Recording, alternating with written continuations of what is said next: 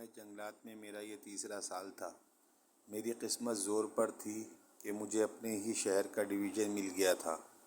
شہر کے اطراف میں جو جنگلات تھے ان میں بہت سارے چھوٹے چھوٹے قصبے بسے ہوئے تھے۔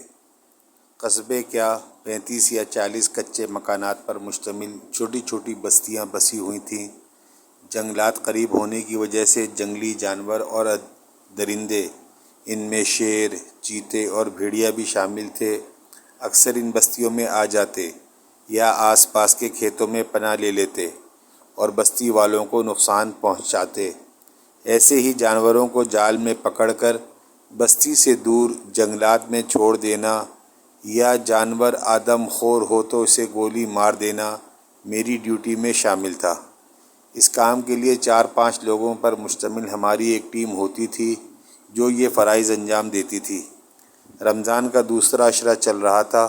ہم لوگ بہت خوش تھے اور اللہ کا شکر ادا کر رہے تھے کہ ان دنوں ایسا کوئی واقعہ پیش نہیں آیا تھا۔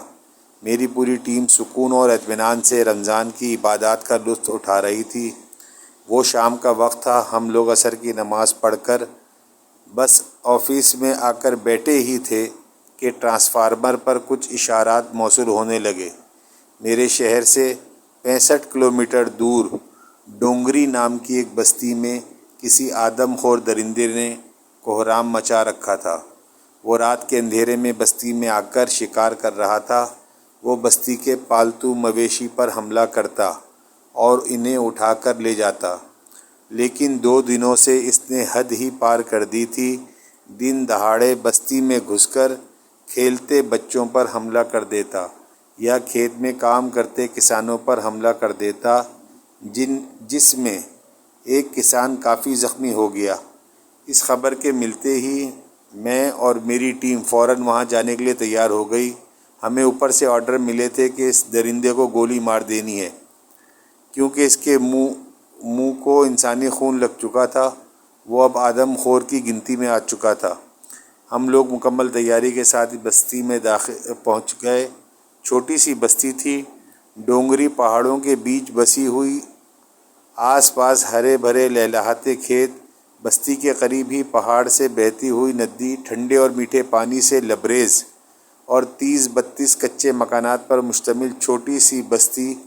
ویسے ہی یہاں کے لوگ شہری زندگی سے دور، سیدھے سادھے، بھولے بھالے آدیواسی لوگ، جنہیں نہ مذہب پتہ تھا نہ ذات پات، جس کے ساتھ مل جاتے ویسے ہو جاتے، کسی سے کوئی بیر نہیں۔ انہی میں سے تھا بادل، جس کے ذمے ہم سب کے کھانے پینے اور رہنے کا انتظام تھا، اور وہی یہاں ہمارا رہبر بھی تھا۔ بادل تھوڑا سا پڑھا لکھا بھی تھا، یا یوں کہا جائے تو غلط نہ ہوگا کہ وہ بستی کا سب سے زیادہ پڑھا لکھا فرد تھا۔ بادل کی عمر 22 برس کی تھی، سانولی رنگت، معصوم سا چہرہ، لیکن غضب کی کشش تھی۔ اس کے چہرے پر ہمیشہ مسکراہٹ رہتی۔ جناب، میں جانتا ہوں وہ شیرنی ہے، میں نے دیکھا ہے اسے، بادل مسکراتے ہوئے مجھ سے بولا۔ میں نے بادل کو حیرت سے پوچھا، تم یہ کیسے بول سکتے ہو کہ وہ شیرنی ہی ہے؟ جناب، اتنا غصہ شیر نہیں کرتا۔ ایک ماں ہی اپنے بچوں کی حفاظت کے لیے کسی بھی حد سے گزر سکتی ہے۔ میں حیرت اور غیر یقینی سے بادل کی باتیں سن رہا تھا۔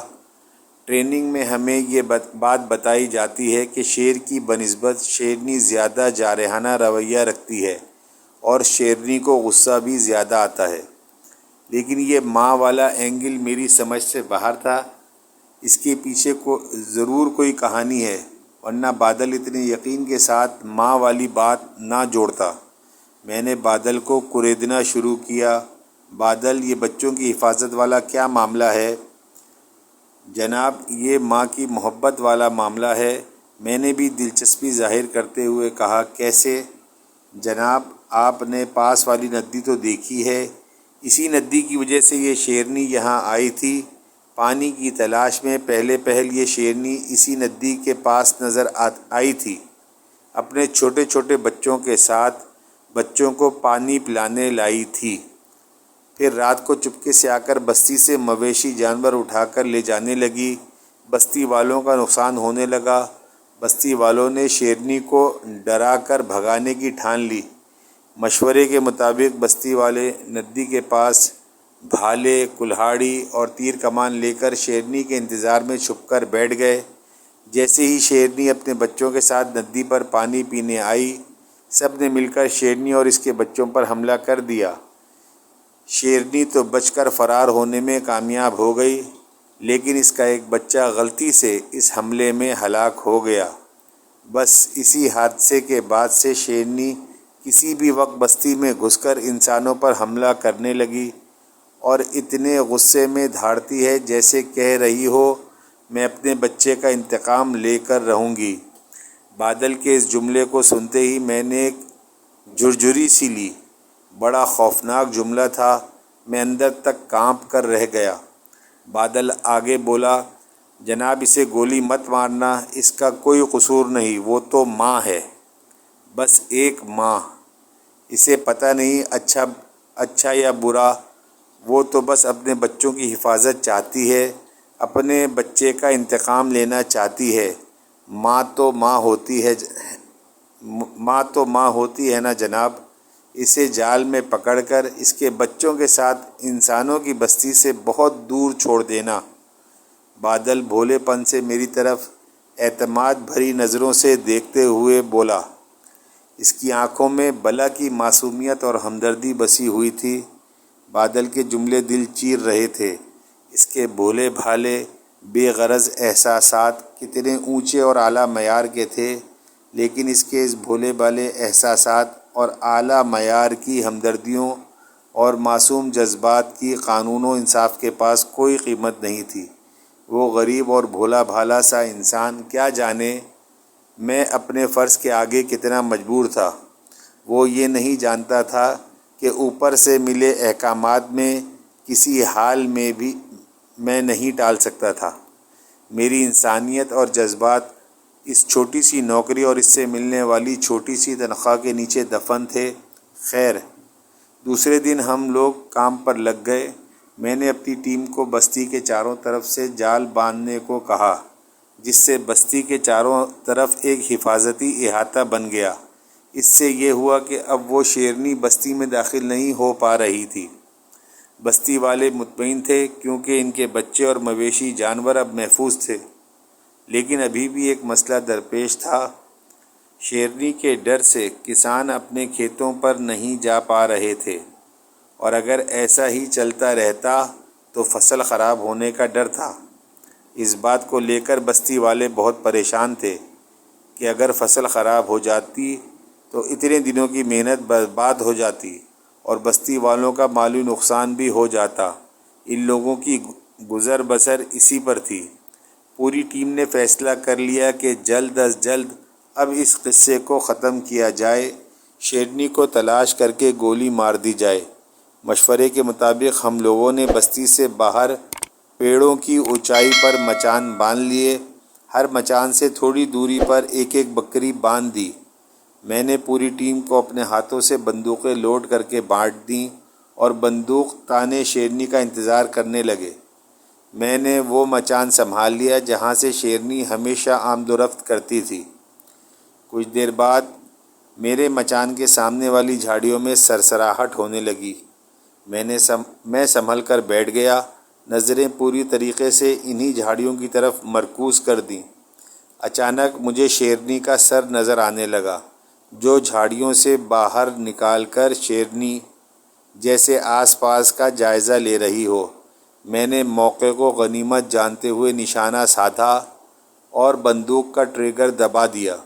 شیرنی بہت زور سے دھاڑی اور وہیں گر گئی۔ شیرنی کی دھاڑ سن کر مجھ سے کچھ دور مچان پر بیٹھے ساتھی نے بھی اندازاً فائر کر دیا۔ گولی کی آواز اور شیرنی کی دھاڑ سن کر بستی والے اور میرے ساتھی وہاں آ کر جمع ہو گئے۔ اس کے بعد ہم لوگوں نے جو منظر دیکھا، اس سے ہم سبھی کی روح کانپ گئی۔ شیرنی کی دھاڑ سن کر اس کے چھوٹے چھوٹے بچے بھی اپنے ماں کے آس پاس آ کر جمع ہو گئے اور شیرنی کے آس پاس لوٹنے لگے، اسے ہلا ہلا کر اٹھانے کی کوشش کرنے لگے۔ یہ منظر دیکھ کر وہاں کھڑے ہر شخص کی آنکھیں نم ہو گئیں اور بادل تو سسکیاں بھر کر رونے لگا۔ میں نے اپنے ساتھیوں سے کہہ کر شیرنی اور اس کے بچوں کو پنجرے والی گاڑی میں ڈلوایا اور بادل سے بولا، چلو میرے ساتھ اس شیرنی کو کہیں دور دفن کر کے اس کے بچوں کو جنگل میں چھوڑ آئے۔ بادل غصے اور ناراضگی سے میری طرف دیکھتے ہوئے بولا، ٹھیک ہے جناب، جیسا آپ کہیں۔ میں اور بادل بستی سے بہت دور نکل آئے۔ گھنے جنگلات کا سلسلہ شروع ہو چکا تھا۔ میں نے ایک جگہ گاڑی روک دی اور نیچے اتر آیا۔ بادل بھی اداسی کے ساتھ نیچے اتر آیا۔ جلدی کرو بادل، اب ہمارے پاس وقت کم ہے۔ ہم نے مل کر شیرنی اور اس کے بچوں کو جلدی جلدی گاڑی سے اتار دیا۔ چلو بادل، جلدی سے گاڑی میں بیٹھ جاؤ، کہتے ہوئے میں بادل کو گاڑی کی طرف کھینچتا ہوا لے آیا اور بادل کو دھکیل کر گاڑی میں سوار کر دیا۔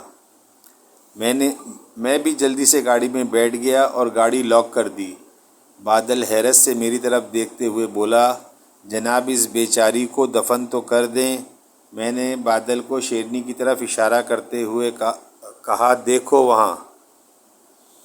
بادل کی آنکھیں حیرت سے پھٹی کی پھٹی رہ گئیں۔ شیرنی میں حرکت پیدا ہو رہی تھی اور پھر اچانک شیرنی اٹھ کھڑی ہوئی۔ اس کے بچے اس کے پاس خوشی سے اچھل رہے تھے۔ ہم دونوں کی آنکھیں نم ہو گئیں اور ہم واپسی کے لیے مڑ گئے۔ یہ سب کیسے ہو گیا جناب؟ بادل خوشی اور تشکر کے ملے جلے تاثرات کے ساتھ بولا، تمہاری وجہ سے میں نے شیرنی پر گولی نہیں چلائی تھی، بے ہوش کرنے والی ڈارٹ چلائی تھی، لیکن میں نے تو صاف صاف فائر کی آواز سنی تھی۔ بادل سر کھجاتے ہوئے حیرت سے بولا۔ میں نے ہنستے ہوئے کہا کہ وہ میرے ایک ساتھی نے اندازاً فائرنگ کی تھی اور وہ بھی خالی گئی۔ اگر وہ گولی شیرنی کو لگ جاتی تو؟ بادل مایوسی سے بولا۔ میں نے شرارت آمیز لہجے میں ایک آنکھ دباتے ہوئے کہا، لگ جاتی تو کیا ہوتا؟ بندوقیں تو میں نے لوڈ کر کے دی تھی نا، سب بندوقوں میں ربڑ والی نقلی گولیاں ڈال دی تھیں۔ بادل خوشی اور جذبات سے روتے ہوئے میرے ہاتھ چومنے لگا۔ لے بادل، شیرنی کو اس کے بچوں کے ساتھ درندوں کی بستی سے دور چھوڑ آیا میں، کیونکہ ماں تو ماں ہوتی ہے نا۔ اس ماں کی نظر میں اپنے بچوں کے لیے یہ انسانوں کی نہیں درندوں کی بستی تھی، اور ہم انسانوں کی نظر میں اپنے بچوں کے لیے وہ ماں نہیں درندہ تھی۔ ہم دونوں ہی فریقین اپنی اپنی جگہ صحیح ہیں، لیکن ہر بات کا حل انتقام یا بے رحمی نہیں ہے۔ بچے بھی کسی کے بچے ہی ہوتے ہیں اور ماں تو ماں ہی ہوتی ہے، انسانوں کی ہو یا جانوروں کی۔ بادل تو سچ میں سب سے زیادہ پڑھا لکھا فرد ہے۔ اس وقت اس بستی میں تجھ سے ہی یہ انسانیت والا سبق سیکھ کر جا رہا ہوں۔